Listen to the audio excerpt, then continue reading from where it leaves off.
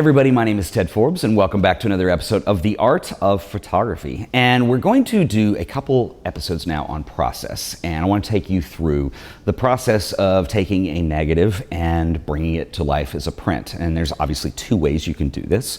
And I want to explore both and I want to look at the differences in them. And I think this is something that I've hinted at and people have asked me about. And I think it would be really cool to cover both these processes. What we're going to do is two things. We're going to do one track, which is a darkroom print. So what we're going to do is use the enlarger, the mobile darkroom, all those things, and we're going to enlarge these negatives. The other process that I want to look at is the digital process. And we're going to scan the negatives and we're going to see what the differences are and compare the final results. And so, what is the difference of being able to bring an image into Photoshop and manipulate it, or Lightroom, or whatever your software of choice is, versus doing this the traditional way in the darkroom as a print. And we'll compare those and we'll talk about them some. Just to give you a little hint of where we started on this, I've talked about this a lot in the last two episodes. We did one on medium format and we did another one on toning. And in the toning episode, you saw that I used these little tiny prints, and I will talk about the idea behind these. Initially, what I wanted to do was do a series of botanicals or flowers that were shot basically on a white background to create a sense of simplicity, sense of minimalism, a sense of beauty, and really be able to play with the tonality that comes out in the flower. And originally, the idea is that I was just going to do contact prints, and they would be these little tiny prints that I would work with. And I would like to explore the possibility of blowing these up and working with them and manipulating them and maybe enhancing them somewhat. So that's what we're going to be working with. And I shot these obviously on a white background. So the process that went into these is literally, I did use a flash with an umbrella just to give it a nice diffuse look. And I used my Hasselblad camera on this. And the reason is I wanted something where I could really control the exposure well, because I think it's important to retain some of the texture and some of the tonality that you have within the flower against this white background. I also wanted the sharpness that it gives you. And so anyway, one of the things I did on here is I used a close-up filter. The reason I used a close-up filter was not for a macro thing, but I just needed the flower to fill more of the frame. I'm working with medium format, so that's, if you don't have a way to do that, it's not as big of an issue because you can enlarge bigger than you can with 35 mil, but that's what I went with on that.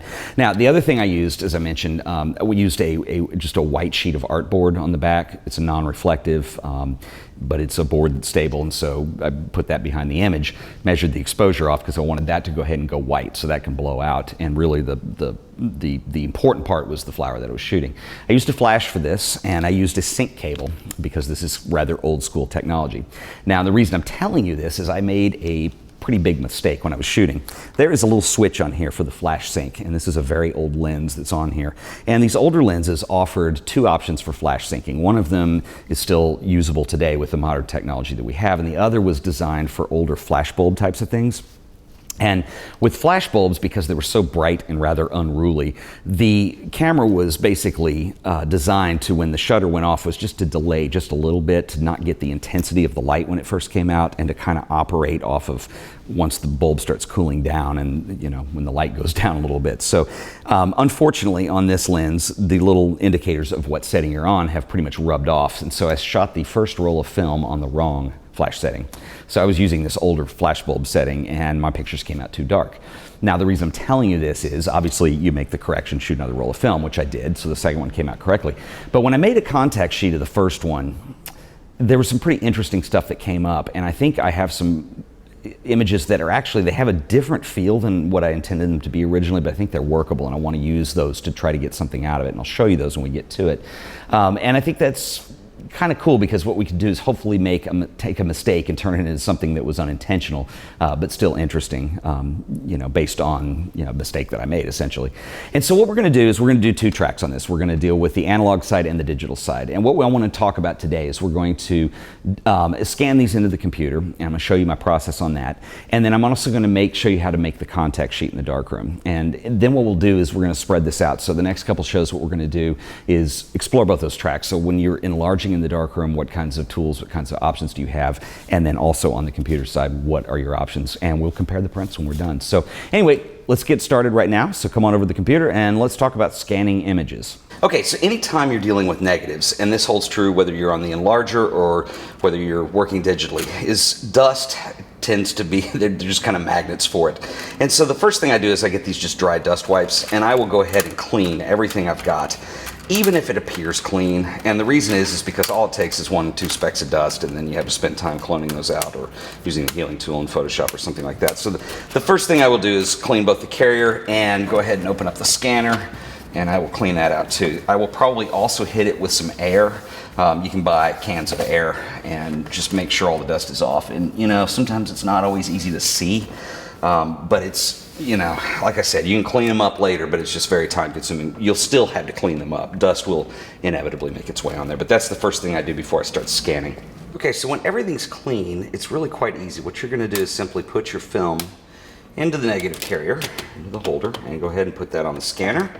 We're gonna close the lid and we're ready to go here. Okay, the scanner that I'm using on this is actually an Epson 4870, which is not current by any stretch of the imagination. There are better scanners you can get now. But I've noticed that even for what I do, this is still good enough. It gets enough tonality, it's sharp enough. It depends on what you're doing. Now, we are talking about medium format film and up, and I think for 35mm it's a little bit different. I think you would notice a difference in the quality of a scanner in that level. But you know, what it does is essentially the Epson software, which is pretty crude as well, and we're just trying to get this good enough to deal with. I typically turn off all the auto functions. I turn off sharpening. I want to be able to do most of this in post. I just need a clean scan to start with, and I think that's fairly important. So what we're going to do is I just scanned what was on the bed. This makes a contact sheet, and we're simply going to draw a little box around here to get our scan. And sometimes I go ahead and make these a little bit bigger than the image and bring some of the black in as well. And you're going to notice on here, and depending on what software, what scanner, all that you're using, the auto functions are usually pretty bad on here. And it also depends on the quality of your negative. So the first thing I'm going to do is I'm going to go ahead and bring up the levels here. And I'm going to go ahead and play with these. Now what I want to do is I'm going to bring the highlights back a little bit, or you can bring them up in this case. And I want to bring the shadows back, because what it's looking for is black blacks, white whites, and for whatever reason this software just does a really weird janky job of this. And so you'll notice too that the scanner really picks up a lot of tonality here, because I am getting some shadows back here on this background. But I think this is probably just about where I want it. I can manipulate those more when we get into Photoshop or Lightroom. And I'm going to go ahead, close that, and I'm going to set the DPI on this. I'm going to scan it in grayscale.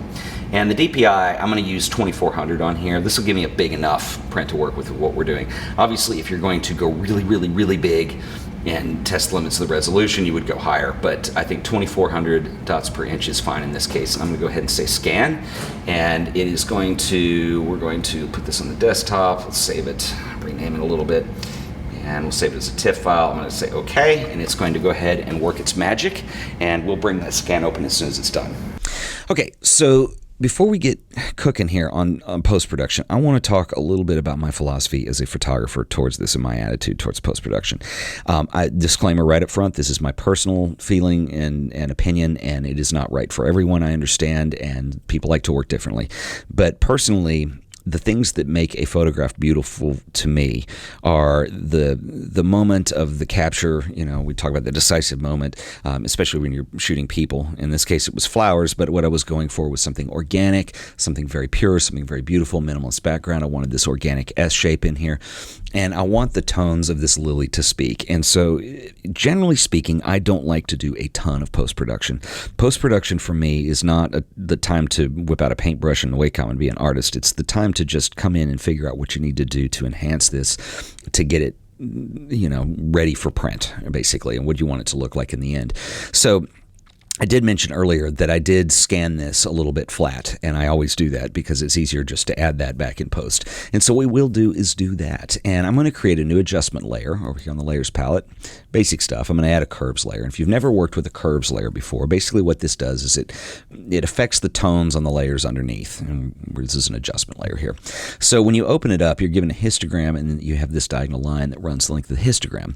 Pretty easy to note that down here, if I move this point, this is affecting the lows. So if I look at the shadows, they start getting darker and darker, and this is kind of some interesting look going on in here, although it gets really pixely and eventually goes to a silhouette. And then the same with the highlights up here, where if I just move this point, of course you can move it anywhere in this box, keeping it on the top line, I'm moving it and I blow out my highlights until it becomes a white image. So what you can do is you can add points by clicking in this line. If I just click a line in the middle and drag, it adds a point. and it brings the midtones down to where they're darker, or I can raise the midtones to where they're brighter. So what I'm going to do here is I'm going to show you how to do what's called an S-curve. And if I take this point, I'm going to make it the upper mids to highs, and I'm going to bring that up just a little bit. I'm going to add a second point by clicking on this line, and we're going to drag that down. And so what you end up with, let's exaggerate it so you can see, something that looks like the letter S, basically. An S-curve is typically what this is called. It adds contrast to the image. So I'm going to bring this down, add my lows in there, and kind of move this around and dial it in visually. And you can start to see that I am indeed affecting the tonality of the lily in the middle, because this is where the vast majority of our gray tones are. It looks pretty good. I like that. And if I click the layer on and off, you can see that we went from something very flat to something that was high contrast. Consequently, you can do the opposite of an S-curve, or you can do reverse S-curve, and it makes things more flat. And I'll just simulate that for you there. And look, we lost all the midtones, and it really is kind of dull in there. So let's go back to the S-curve. And I feel really good about those being pretty low and these being in the middle a little bit. And so we start to get a little bit of life and a little bit of contrast going, and really bringing out some of the tones inside the lily here. The other thing I might do, just to make sure that when this prints, this white background is white, I'm just going to bring my highs over just a little bit to ensure that they're blown out. And we'll go ahead and do that. Didn't change the look too much. And that's kind of what I was going for with this. Something that almost had kind of a mechanical quality to it that you don't see in real life. I mean, that kind of contrast, but that's what I wanted to get. Another thing you can do on this, I'm going to zoom in here, and I'm going to show you the technique I like to use for burning and dodging, and it's really easy. You can use the burn and dodge tool. They're there. But let me show you what I like to do. I like to use the paintbrush tool. I'm going to create a new layer. We're simply going to grab the brush tool here, and so I can paint, right? So if I start painting, it spray paints black across the middle of the image. Let's undo that. What I'm going to do is on this layer, I'm going to create an adjustment, or we're going to actually come in and knock this out. So we are going to change the way this layer behaves from normal to soft light. Now watch what happens when I paint with the black. Just watch in these midtones. What this starts doing is it starts affecting the darker areas, but notice that it didn't bleed into the white. And it's not like, when I use an adjustment layer out like this, it's not like when I'm painting over the top. So what I'm effectively doing is burning in some of these darker areas. If I switch over to the color white and paint, you'll notice that I start affecting the lighter areas and the way the light hits it. Now, let me undo some of those.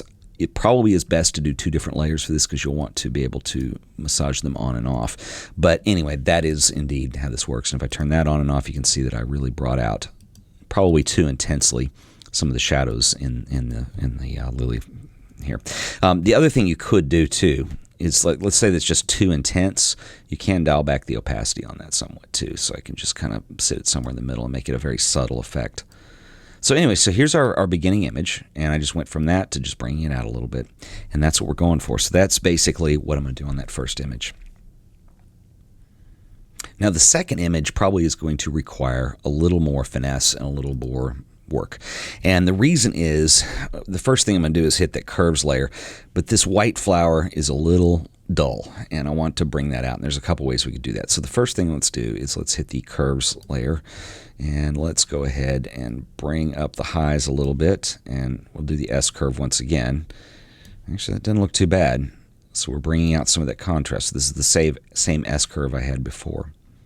And I don't really care about the whites being perfectly white. I don't want to blow them out too much. That's why I'm not doing auto on any of these. You could also bring the shadows in to intensify them, and I really don't like that.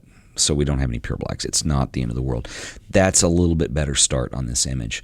I think the second thing I might do is we could actually light this flower in the middle. So I'm going to show you a little dirty trick that I use sometimes. Let's grab the elliptical marquee. We're going to create a selection around that white flower there. And what I'm going to do is create a new layer. And we're going to do a solid fill of white there. Let's deselect it. Bear with me here. I'm going to go to the blur tool. This is the same thing basically as dodging for this. And we're going to have to remember this when we do the physical print. Let's go to the blur and let's say Gaussian blur. And I'm going to blur this out quite a bit here. And yeah, there we go. There we go, a big blur. Now what I'm going to do is change this layer behavior from normal to soft light. And there we have a brighter flower. And I may bring that down a little bit. So there's on and off, and you can see that we did, in fact, brighten that up. This would have been the equivalent of dodging or keeping light from hitting a print. Other thing that's bothering me about this composition, and this is my mistake, is I used a piece of artboard for the white background, and I somehow got this black shape down in here.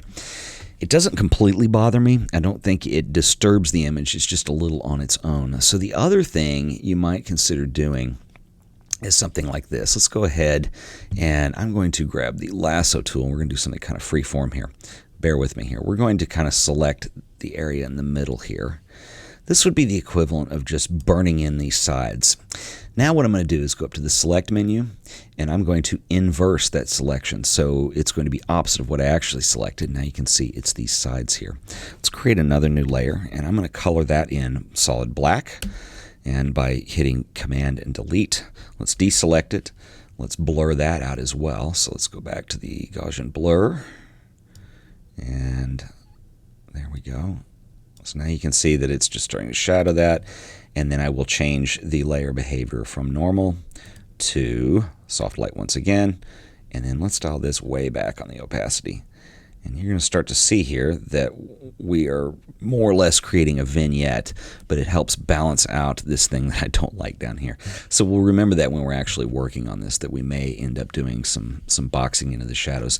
And this is better. It's not perfect. I may actually want to crop to get some more of that out because it is an awfully heavy vignette, but it doesn't bother me too much. I think it kind of works. I might pull the opacity back just a little more. But essentially what we're doing is framing that in a little further and not worrying about this just being a distraction out there on its own. And at this point, I'm starting to feel better about this image. I might want to continue to tweak it just a little more. But as you can see in both of these examples, that I didn't do anything that was just heavy Photoshop where I'm starting to paint all of a sudden or clone or change the composition. And like I said, this is a personal opinion. Other people think differently on this, and it's okay. It doesn't make anyone right or wrong. It's just my style personally is to let the image speak for itself and breathe and just be beautiful on its own. Again, we will compare this with the darkroom print. I'm not sure just because this ended up being experimental. I messed the roll of film up because I had a setting wrong on the camera, but this other image is closer to what I had in mind, and you can see how much easier this was to achieve too, because I think I was working from, being ready to do specific things to this image, and I knew how to get it, and that's based on experience.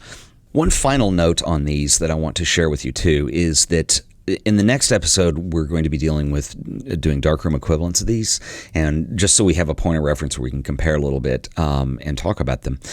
I'm going to have these printed, and you can certainly do this on an inkjet printer if you want. I'm actually going to, and I'll show you how to do this. I'm going to use Adorama's service, which is adoramapix.com. They're actually a very great service, and I've done stuff through them before, and they generally look really good. If you go to photo prints at the top, I'm going to show you exactly what it is I'm going to order here, and I'm going to go ahead and order this. I'll have those in the next episode. Down at the bottom, there's prices. Here's Kodak Professional Glossy, Kodak Professional Luster, and Professional Metallic. Metallic is a very special use kind of deal, and it's outside the scope of this comparison that we're doing here. Glossy, personally, I just don't care for. I don't like the light to reflect off of the surface of the image. It doesn't do much for me. So I'm going to stick here with Professional Luster in the middle. And we're going to do just two 8x10 prints, $1.49 each. That's pretty reasonable. I think the prices are very reasonable on a lot of things. They have an FTP site. Once you create your account, you can upload your images and then select what you want printed, the quantity, and all that. Anyway, just to let you know, that's what I'm going to do. If you have an inkjet print, you obviously have more choices in paper. I've talked about those in episodes past. And that's the optimal way to go, but I just want to let you know, for all intents and purposes, that's what I will be doing with these. Now, the other thing I want to talk about real quick before we finish up here is I want to talk about prepping these just a little bit for printing and what sizes, dimensions, because that becomes confusing to people. What you want to do is make sure you understand the service that you're using and what they will deal with, or if you're using your own printer, what it will deal with. In Adorama's case, I know that they're RGB images. In fact, they are sRGB in the end, but that's not something to worry about. I'm just going to save them full size as if I'm going to the web with them, and that's what they're going to be working with. The other thing you want to be able to do is under image, let's go to image size, and we're going to be dealing with image size now. So what you can see here is actually, if I were just to print this right now, it is optimized to do a 2-inch by 2-inch image. It is optimized to do a 2-inch by 2-inch image at 2400 pixels per inch, because that was the size of the negative that I scanned. So I'm going to change this around a little bit to get it to fit onto an 8x10. Now, obviously, this is a square. Both of these are. And so I just want it, it's going to be the shorter of the two dimensions on 8x10. It'll sit in the middle, and I can trim it or frame it however I want. What I'm going to do is turn resample image off. And what I'm going to do is I'm going to change the resolution down to 300. And you can see right there that what happened is now I have a 17 by 18 inch image. I can go pretty large with this scan is what I'm saying. And just to give you a little note here, when you are printing, generally speaking, 300 is optimal, 300 pixels per inch, okay?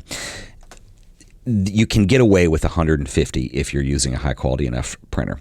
Any less than that and it starts to degrade. And there are people who will argue with me on that. And I would not go 150. I mean, go 600 if you can. You want the maximum amount of resolution. Just know that 150 is the lowest you can possibly deal with. So if you're not able to get the right size out of this, you need to actually go in and resample or actually rescan your image. Don't resample, it doesn't work. Rescan the image at a higher pixel depth. Anyway, so what I'm going to do here is for the width and the height, I'm going to change the largest one of these to, let's just say 7.5 because it's an 8 by 10 image, but there will be a little bit of a border on that. My resolution is coming out 725.733. Remember, you have resample image off. Let's go ahead and say OK, and I'm done. I'm ready to save this out and get it ready for print. Anyway, I'm going to go ahead and print these, and in the next episode, we'll have those when they come back. Okay, so this has been part one in this series of process of taking an image and working with it into getting a final print.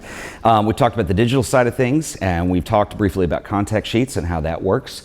And what we're going to do in the next show is we're going to dig a little deeper, and we're going to hit the enlarger, and we're going to talk about what kinds of options you have in terms of burning and dodging and working with a print. Now we have, remember, 2 prints that we're dealing with, or 2 negatives that we're dealing with. One of these is going to be fairly easy to work with because it was shot correctly and how I intended. The other one was not. So it'll be interesting to see how difficult that becomes to actually get something that's usable in the final image. So anyway, I know I've referred back to a lot of older episodes here from time to time, and we will continue to do that because I don't want to bog down with talking about developing film and working on a print.